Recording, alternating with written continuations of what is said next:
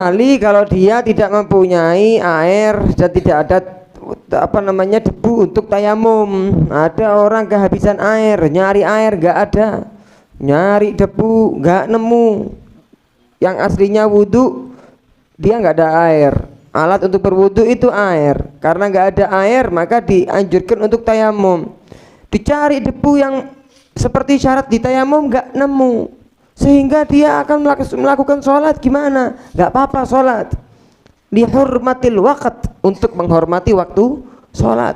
Tapi nanti ketika kita mendapatkan air maka kita wajib mengqadha sholat kita. Yang penting jangan sampai keluar waktu sholat kecuali kita telah melakukan sholat, walaupun tidak ada air, walaupun tidak ada debu. Yang penting kita sholat. Itu namanya as-shalah lihurmatil waqt, sholat untuk menghormati waktu. Nanti kalau ada air atau ada debu itu dia diwajibkan mengqadha. Nah, begitu juga sujud tilawah, begitu juga sujud syukur, bukan syukur sujud. Dia mau sudah baca sujud tilawah, ayat tilawah, mau wudu atau enggak ada air, mau tayamum enggak ada debu, setelah dia mencari, enggak apa-apa sujud. Kenapa? Karena tidak mempunyai dua alat yang untuk bersuci, yaitu air dan debu. Sujud nggak apa-apa. Tapi kalau ada air, ya nggak boleh. Nggak punya wudhu dia sujud.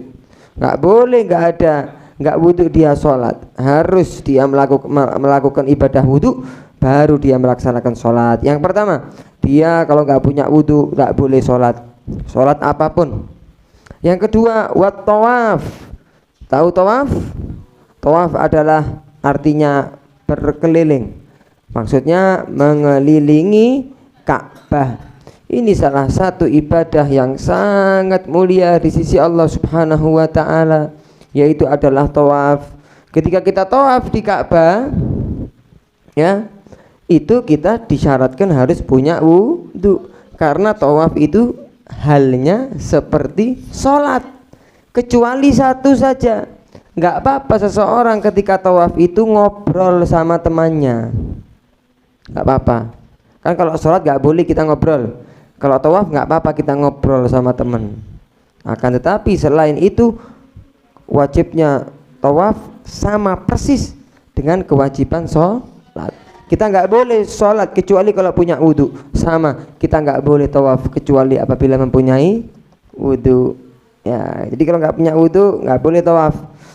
Karena disabdakan sama Nabi Muhammad, at-tawafu bimanzilatis shalah illa anallaha qad ahalla fihi nutqa faman nataqa fala yantiqu illa bi khair. Tawaf itu seperti sholat, kecuali Allah Subhanahu wa taala itu membolehkan seseorang yang tawaf untuk berbicara, ngobrol sama temannya. Kata Nabi, maka siapa yang mau ngobrol tengah-tengah tawaf, jangan sampai bercakap dengan temannya kecuali dengan sesuatu yang baik. Ojo dek tawaf ndelok wong wedok, wayune rek, wong diu, wong Turki, sapa iku rek, api yo, lampune yo, bagus ya, towernya, Ka'bah bagus ya. Gak ada faedahnya. Kalau mau ngomong yang penting saja, ya. Kalau nggak penting, apalagi maksiat, malah pahala tawafnya tidak sempurna nanti. Seperti itu, karena tawaf seperti sholat. Maka semua macam-macam tawaf, macam-macamnya tawaf itu ada berapa? Macam-macamnya tawaf itu ada 4. Tawaf itu macam-macamnya ada 4. Ada tawaf ifadah.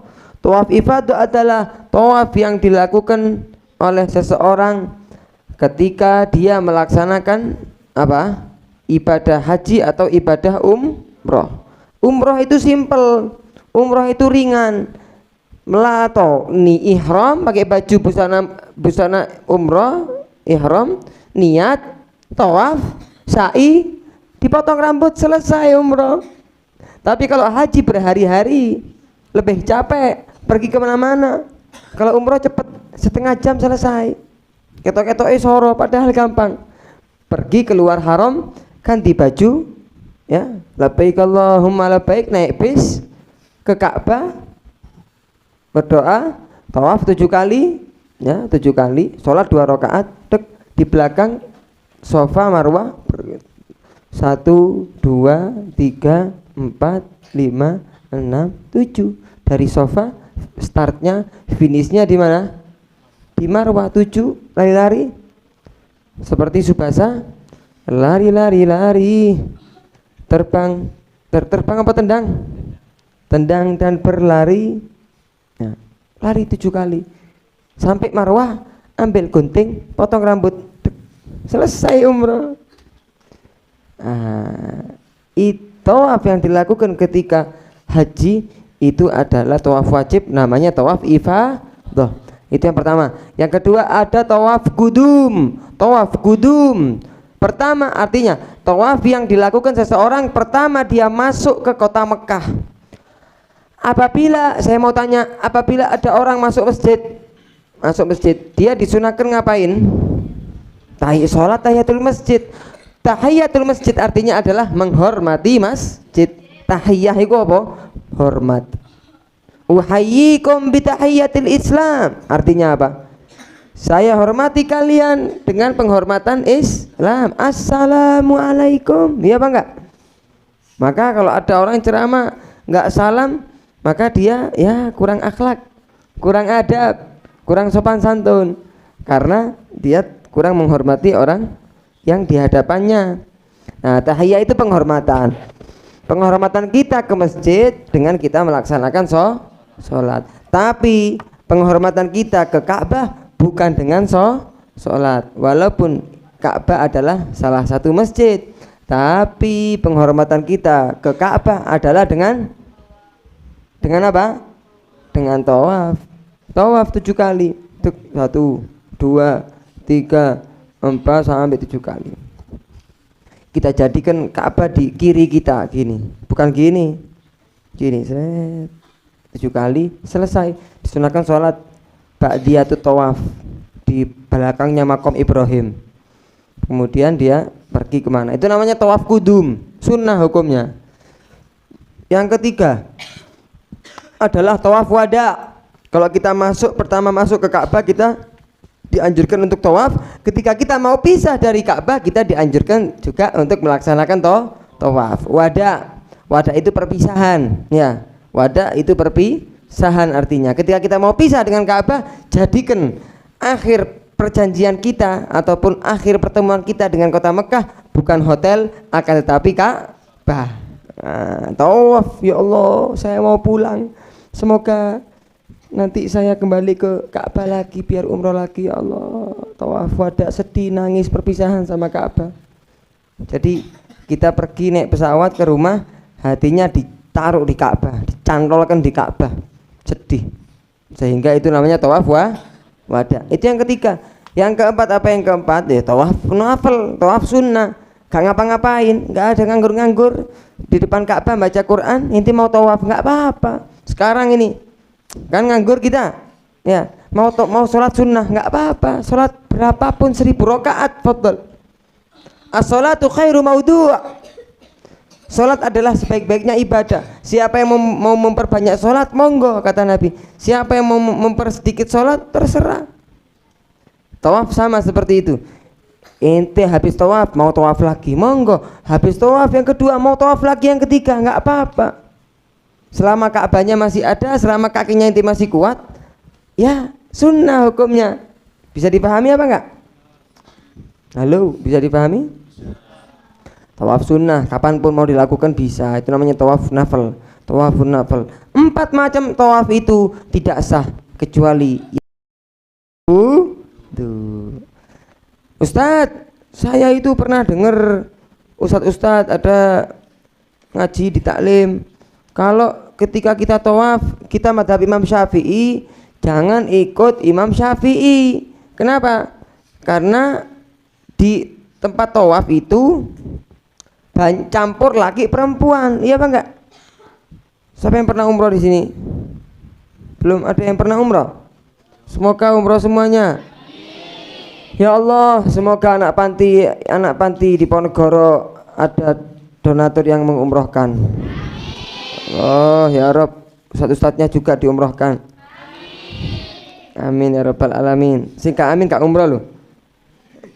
Amin. Amin rek, donga iku amin. Husnudzon sama Allah. Saya dulu waktu di Tarim melaksanakan umroh waktu di bulan Ramadan. Oh, masya Allah, bulan Ramadan, umroh di bulan Ramadan itu pahalanya besar. Itu apa namanya? Mau ngomong apa tadi? Mau bahas apa tadi? Oh, taklid. Tawaf itu tempatnya tawaf itu laki perempuan campur. Nah, sudah kita bahas siapa orang yang bersentuhan kulitnya dengan lain lawan jenis bukan mahram tanpa hail, tanpa ada pembatas, maka wudhunya batal. Nah, sekarang ketika kita mau mulai tawaf tersentuh dengan perempuan, ngapain? Wudhu, iya apa enggak? Kan sudah batal wudhunya. Ngambil air wudhu, kan tawaf harus punya wudhu. Nanti jalan dapat 3, batal kena perempuan ya apa? Bajunya laki kan terbuka, takutnya kan nanti nempel-nempel. Ya, inti kegantengan ada cewek yang nyedek.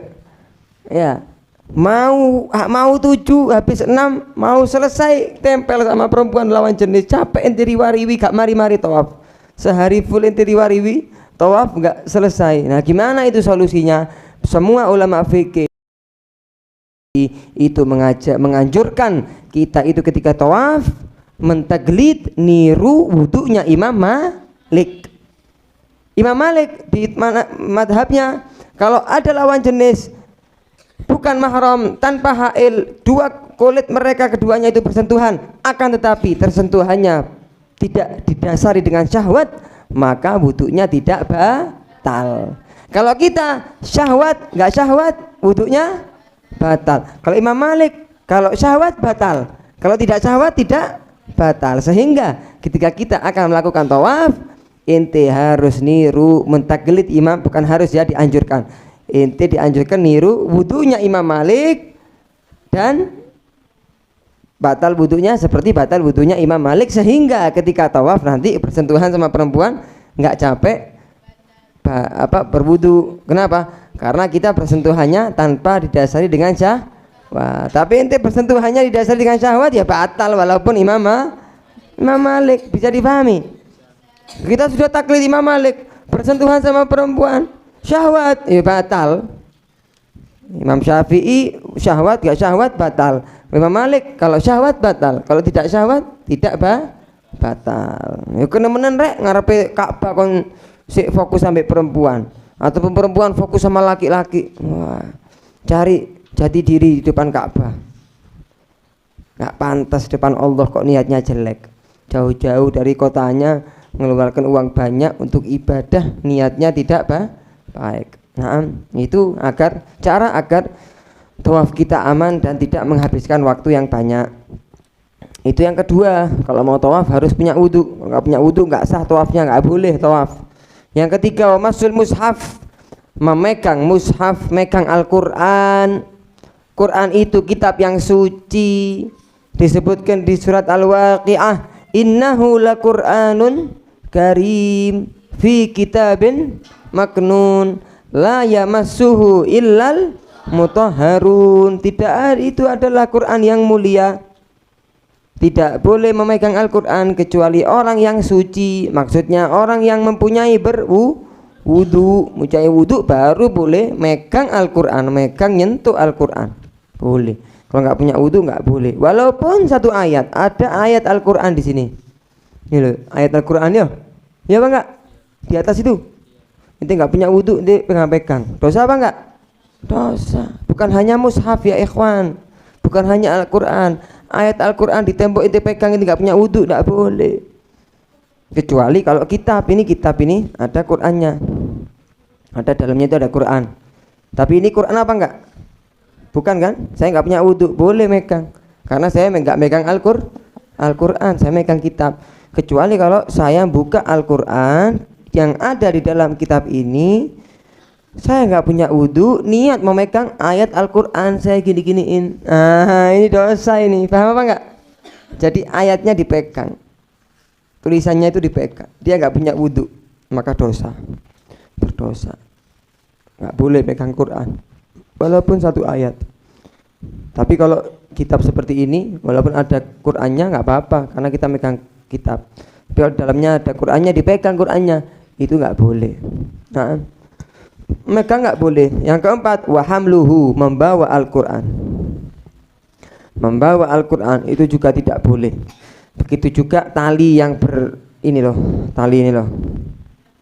Talinya Al-Qur'an ini. Ada kan di Al-Qur'an talinya, ada apa enggak? Ada. Itu nggak boleh, pembatas. Terus sampulnya. Ini dihitung Al-Qur'an ini nggak boleh wis. Di penutupnya itu juga nggak boleh. Yang nyambung sama Al-Qur'an. Tapi ketika pisah ya nggak apa-apa. Ada kan Quran yang ada sampulnya kan? Ada tasnya itu. Tasnya dipisah dari Al-Qur'annya. Megang tasnya boleh apa enggak? Boleh kalau nggak ada Al-Qur'an. Kalau di dalamnya ada Al-Qur'an ya nggak boleh megang tasnya. Sama aja dia memegang Al-Qur'an. Dia nggak punya wudhu. Kecuali kalau dalam keadaan darurat, ente nggak punya wudhu, lihat ada Quran di bawah nggak ada orang, ente ambil cepet-cepet. Iku cukup niku Quran, kakak kali wudhu, semua nggak ada yang punya wudhu, dosa semuanya. Iya apa enggak? Kalau kita ngelihat Quran, kita nggak punya wudhu, nggak ada orang yang bisa ngambil, ente ambil taruh cepet-cepet di tempatnya yang mulia. Atau jangan sampai ente hidup kecuali selalu mempunyai wudu. Kullama ahdasta tawadda'ta. Setiap inti hadas, inti wudu. Al Habib Hasan Al Asyatiri, kakaknya Habib Salim Asyatiri, itu berkata, termasuk penyebab seseorang itu fakir, gak suge-suge, kalau dia itu tidak menjaga wudu, tidak istiqomah dalam berwudu. Jadi kebalikannya gimana kebalikannya? Apa kebalikannya? Siapa orang yang ingin kaya raya, hendaknya dia menjaga wudu. Ditutup, setan juga melbu. Rek paham rek dijak omong. Siapa yang fakir, nggak punya, miskin terus, itu sebabnya salah satunya adalah kalau dia tidak menjaga wudu.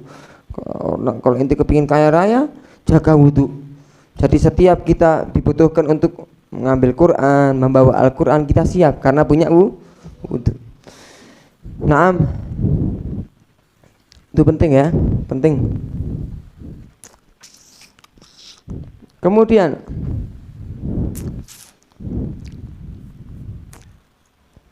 dan diharamkan juga walauhul maktub lidirasah,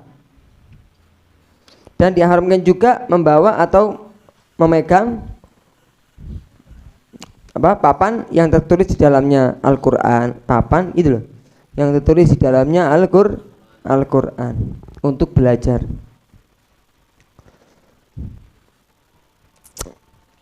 Di Quran yang ditulis untuk belajar nggak boleh dipegang. Tapi kalau kayak gini ini disebutkan di ulama ada yang membolehkan.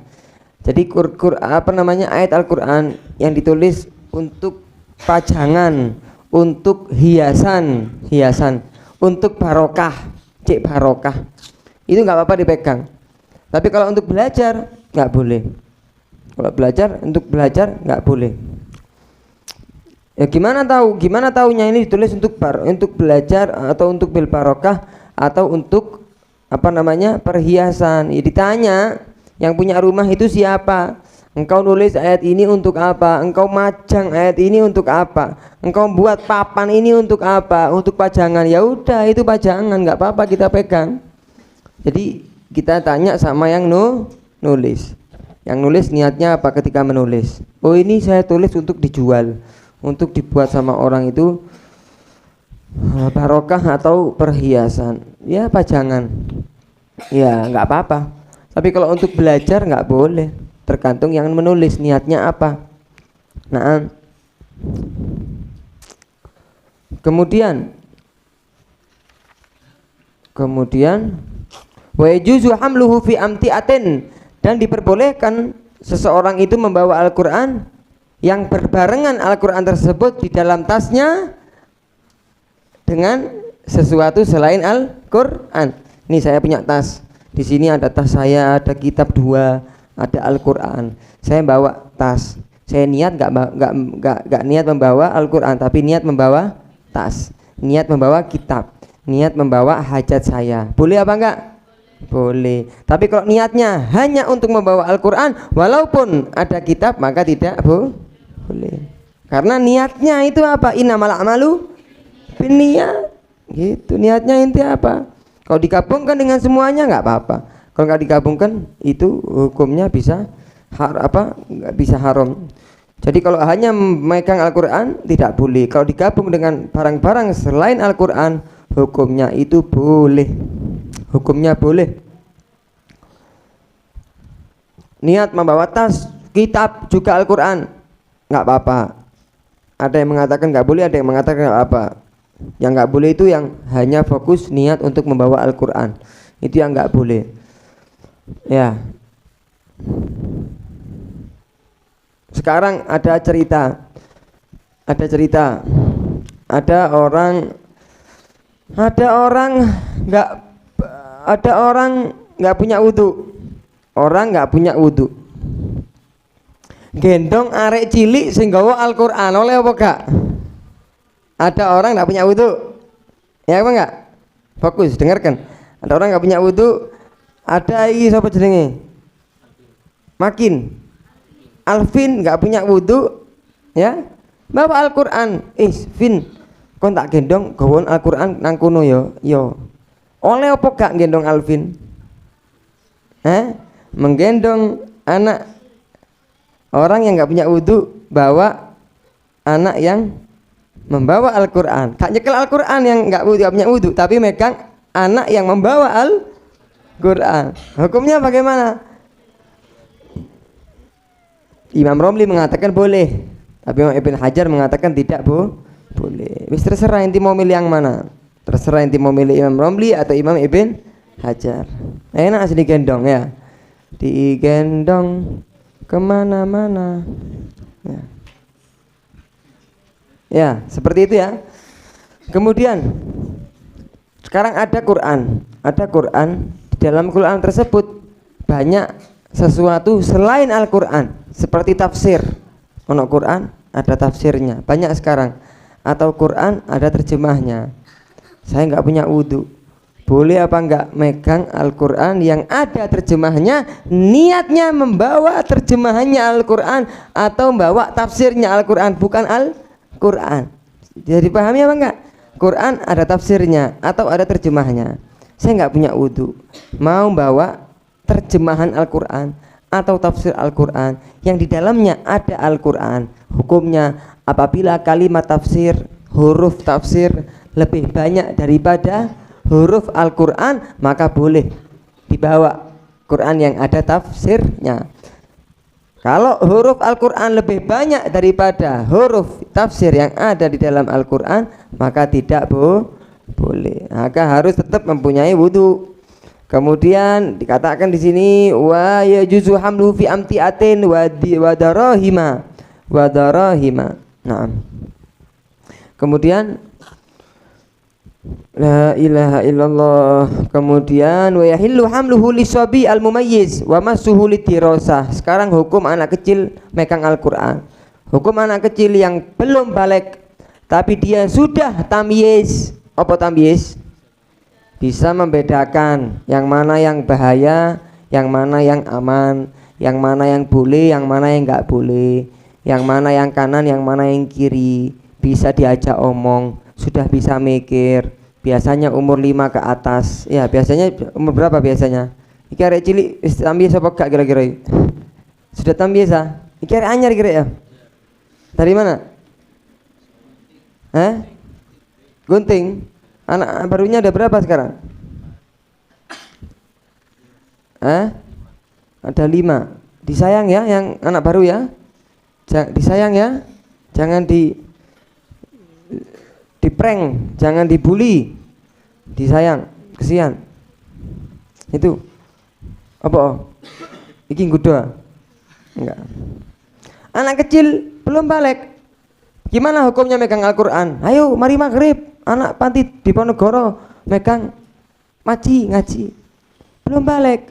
Tapi sudah mumayyiz. Boleh apa enggak? Boleh. Enggak apa-apa. Apabila megang Al-Qur'annya buat ngaji, buat belajar mengaji. Tapi buat megang Al-Qur'annya buat main-main, ya enggak boleh. Sing dosa sapa? Sing dosa sing izini. Yang berdosa orang tuanya. yang berdosa yang besar-besar ini, yang tahu dia membuat Al-Quran mainan, dosa tambahan. Yang kecil nggak dosa, belum balik, dia nggak tahu, ya kan? Yang dosa itu yang besar, yang tahu ataupun yang izini.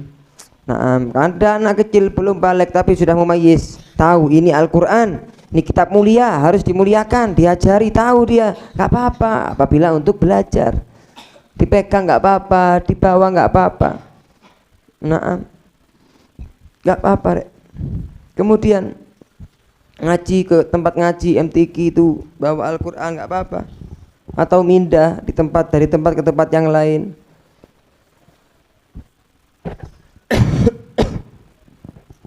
Tapi kalau Imam Abdullah bin Umar Bamakramah, salah satu ulama di kota Hadramut, itu berkata walaupun anak kecil belum tamyiz gak apa-apa megang Al-Quran, barokah, apa-apa arek cilik kok barokah, gak apa-apa arek cilik, gak disalahkan kalau dia membuat main Al-Quran. Akan tapi tidak afdal. Muktamad hukum Imam Syafi'i, muktamad hukum dalam ilmu fikih, gak apa-apa apabila sudah tamyiz walaupun belum balik, sudah tamyiz belum balik, nggak apa-apa apabila untuk belajar. Tapi kalau Abdullah bin Umar Bamakramah, orang alim di kota Sewun, sering kita ziarah ke kuburannya, itu beliau mengatakan arek cilik masih wis tamyiz, masih gawa Al-Quran bukan untuk belajar, nggak apa-apa, anak kecil kok, gitu maksudnya ya. Semoga ilmunya menjadi ilmu yang manfaat. Amin ya rabbal alamin. Semoga cahaya Al-Quran, makna-makna Al-Quran, barokahnya Al-Quran tempatnya adalah hati-hati kita, sehingga hati kita selalu dicahayai dengan cahaya Al-Quran. Amin ya rabbal alamin. Siapa orang yang selalu membaca Al-Quran, orang yang selalu membawa Al-Quran, oleh Allah dijaga. Seperti halnya Allah Subhanahu wa taala berfirman, "Inna nahnu nazzalna dzikra wa inna lahu lahafidun." Sesungguhnya kami Allah telah menurunkan dzikra, maksudnya adalah Al-Quran, dan kamilah yang menjaga Al-Quran tersebut. Allah menjaga Al-Quran dari fitnah orang yang kafir, dari penyimpangan orang yang kafir. Orang kafir mau ngerubah Al-Quran nggak bisa, mungkin bisa karena Allah sudah menjaganya. Apabila Allah menjaga kertas yang di dalamnya ada Al-Quran, maka pasti dan pasti Allah bakal menjaga seseorang yang di hatinya ada Al-Quran. Makanya beruntung seorang orang tua yang mempunyai anaknya mau mondok. Weh, nak uripe ya Allah, nikmat. Apalagi pondoknya itu pondok ngafal Al-Quran, pondoknya ngaji ilmu. Wong tuane gak apal Quran, anaknya apal Quran, nanti di hari kiamat orang tuanya mendapatkan mahkota. Dia nggak hafal Quran, orang tuanya nggak hafal Quran tapi dapat mahkota. Bagaimana gerangan anak yang hafal Quran itu? Danio luwe gede paham mahkotai. Masa yang hafal Quran ngasih orang tua yang tidak hafal Quran, terus dia tidak mendapatkan mahkota, kan nggak masuk akal. Itu kata guru saya Habib Umar. Kalau orang tuanya nggak hafal Quran udah dapat mahkota gara-gara dua anak sing hafal Al-Quran. Bagaimana keadaan anak yang sudah hafal Quran tadi itu? Pasti mahkotanya lebih istimewa. Lebih istimewa.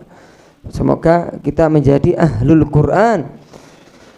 Ya, selalu sregep rajin membaca Al-Quran. Walaupun sehari 1 lembar, 2 lembar. Jangan sampai jauh dari Al-Quran. Nah, Quran adalah hablullahil matin, mamdudun bainal ardi was sama. Tali Allah yang tak mungkin terputus, yang ada di bumi nyambung sampai ke langit, itu adalah Al-Quran.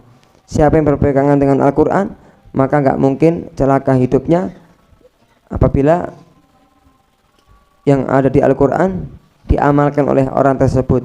Dan Nabi Muhammad SAW telah bersabda, seseorang yang di hatinya itu kosong dari Al-Quran dikatakan kal baitil kharib, innalladzi laisa fi jawfihi syai'un minal Quran kal baitil kharib. Seseorang yang di hatinya enggak ada hafal sedikit dari Al-Quran, paling tidak juz amma, maka di hatinya seperti rumah yang roboh, rumah yang sepi, enggak ada yang tinggal di dalamnya, roboh, enggak dihiraukan sama orang, kotor, roboh.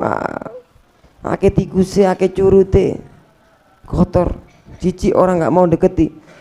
Hati yang kosong dari Al-Quran, nggak tahu baca Al-Quran, nggak hafal Al-Quran walaupun sedikit, walaupun juz amma, maka dia itu adalah hatinya seperti rumah yang roboh, kosong. Naudzubillah, summa naudzubillah. Semoga kita dijaga oleh Allah Subhanahu wa taala, dipanjangkan umurnya, disehatkan badannya, dijadikan ilmu kita ilmu yang manfaat. Amin ya rabbal alamin. Ya rabbana ta'arafna bi annana naktarafna wa annana